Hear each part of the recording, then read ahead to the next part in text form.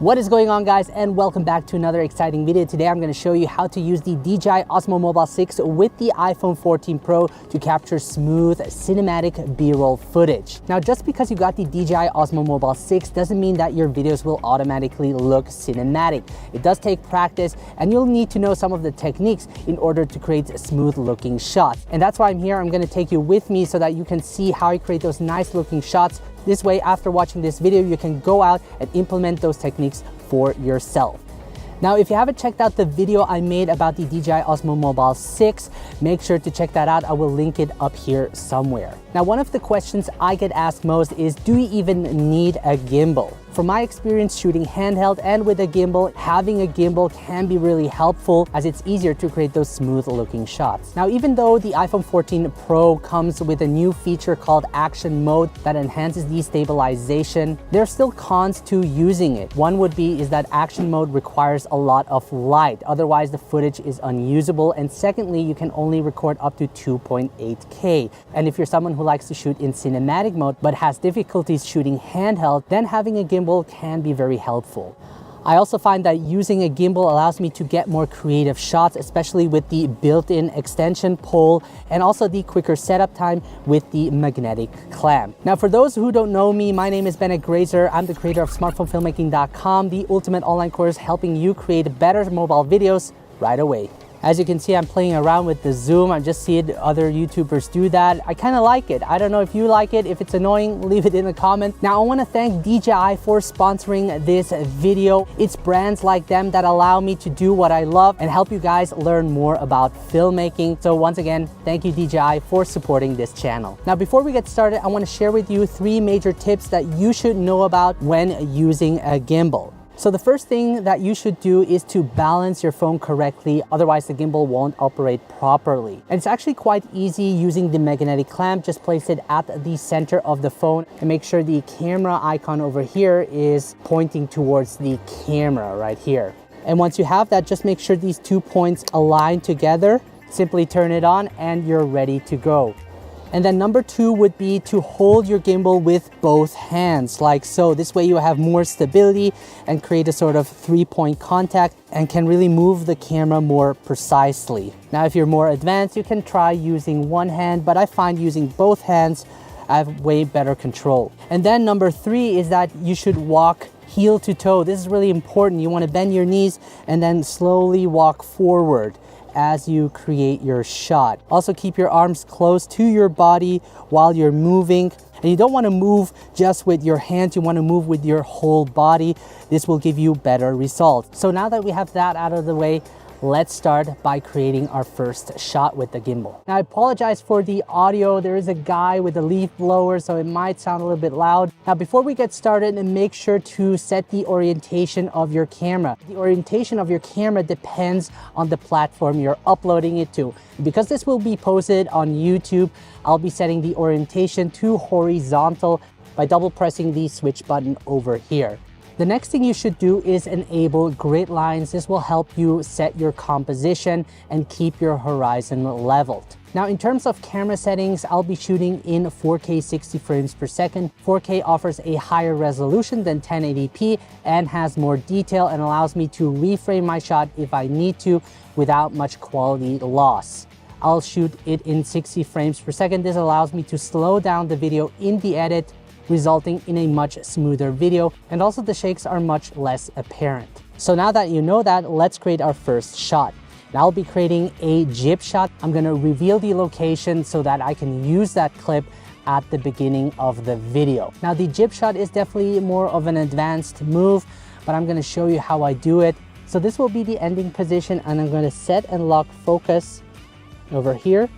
And once I have my focus and exposure locked, I can hold the trigger button so that no changes occur, and then get low to the ground, and then press the record button, and then slowly move upwards.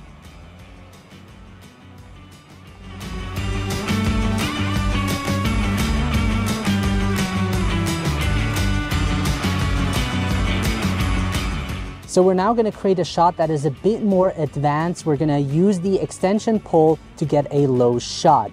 So just simply pull out this part right here, to extend the gimbal, and then I'm gonna place the camera or position the camera upside down this way, and we're gonna create a low shot. I'm gonna make sure to set and lock focus over here. Simply press the record button and then slowly push forward. And this should look really nice. Again, try to be steady as you do this move. It's not that easy, it does take a bit of practice.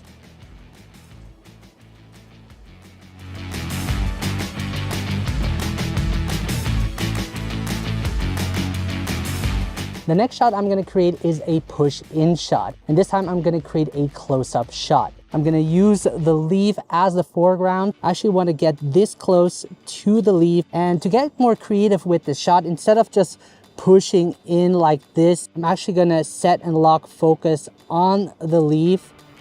This way we can let the leaf come in focus as I push in. And as I create my push-in shot, I'm also gonna press hold the trigger button. This way it won't pan left or right. This way the subject will always stay centered in the frame. I'm gonna tap hold the trigger button and then slowly push in with my entire body. Nice.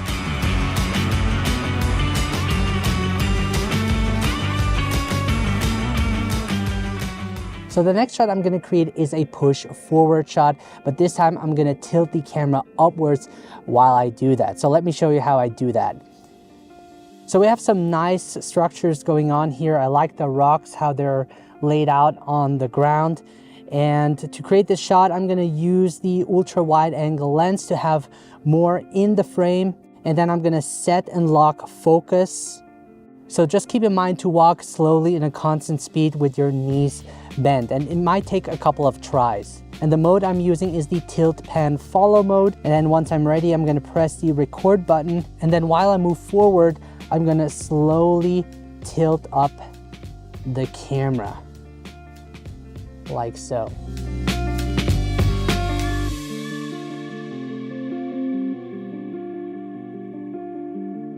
If I can, I always try to include subject in my video, whether it's animals or myself or people. And for this shot, I'm gonna actually have a static shot of myself. And what's great is that I can use the extension pole to adjust the height. And I'm gonna use that rock over there to place the gimbal on it and then adjust the framing so that I have a shot of myself from behind. I'm gonna place the gimbal on this rock over here, stretch this part out, and then make sure the framing is right using the joystick. And then I can actually use my Apple Watch to frame myself. This is really useful. And by the way, I'm gonna use cinematic mode for this shot. I like to play around with different shooting modes, and cinematic mode really gives that nice shallow depth of field that I can record in 4K 25 frames per second. So now I'm gonna place myself in front of the camera. I'm gonna use the Apple Watch to frame myself. Make sure I'm centered. A little bit more. All right, this looks good. And action.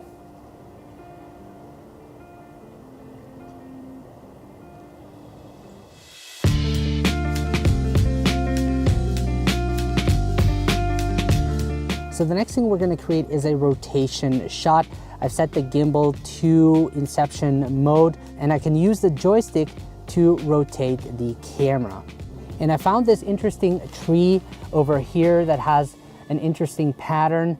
Now, when tilting up with the camera, you can see that we are limited. It doesn't go any further than that. You could shoot like this, but it is a little bit more difficult to do. So what I like to do is actually extend the pole a little bit and then angle it towards me, like so. And this way I can angle the gimbal upwards and it'll be much easier to operate. For this, I'll be using the ultra wide angle lens as the movement will be much more apparent. Then I'm gonna set and lock exposure close to the leaf so that we have a little bit of the background out of focus as I do this move. So I'm gonna start, I think over here. I'm gonna turn it all the way. And then once I'm ready, I'm gonna press the record button and then push and then slide down while rotating the camera. Now I realized that it might be easier pushing upwards. So I'm gonna try that out. 3, 2, 1, and go.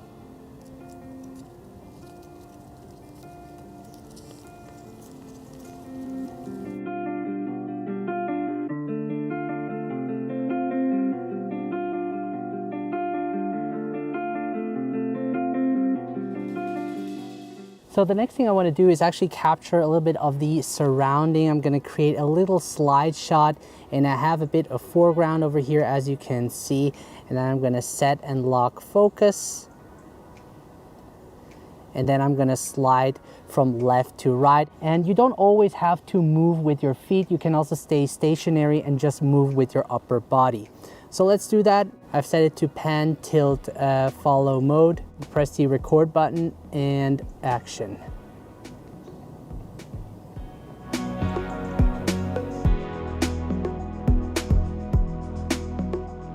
So what I'm also going to capture is a detailed shot of the plant.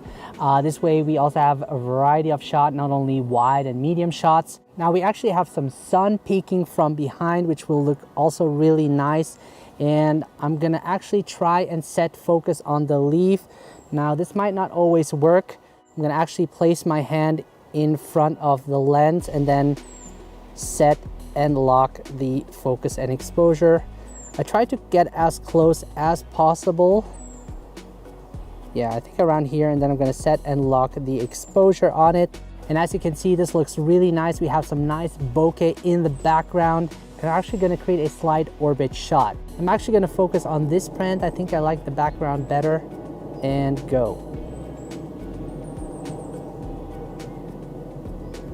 Slowly orbit around it. Awesome.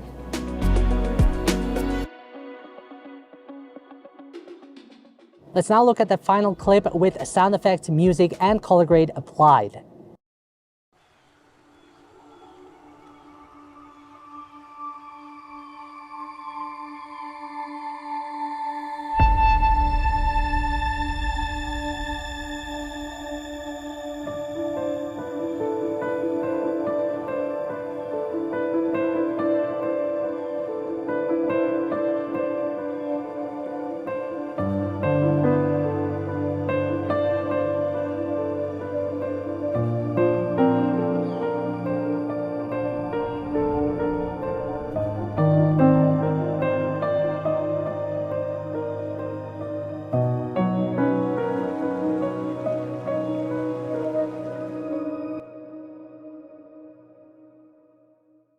Now, the best way to get better at operating with your gimbal is to go out and practice. If you need to, rewatch this video and really take the time to try out each gimbal move, meaning slide shot, push in shot, push out shot, rotation shot, all of these shots in order to get better results with your gimbal. Now, the LUTs I use are actually from my premium mobile LUTs, so if you're interested, make sure to check out the link below. Now, if you're someone who wants to improve their mobile video skills and you love shooting and capturing moments with it, then make sure to check out my smartphone filmmaking course, where I share all of my knowledge on how to capture the best possible quality with your smartphone. Now, make sure to also download my free smartphone filmmaking guide that will help you get started making quality videos on your smartphone. I appreciate all of you. Thank you so much for watching, and I will see you guys in the next video.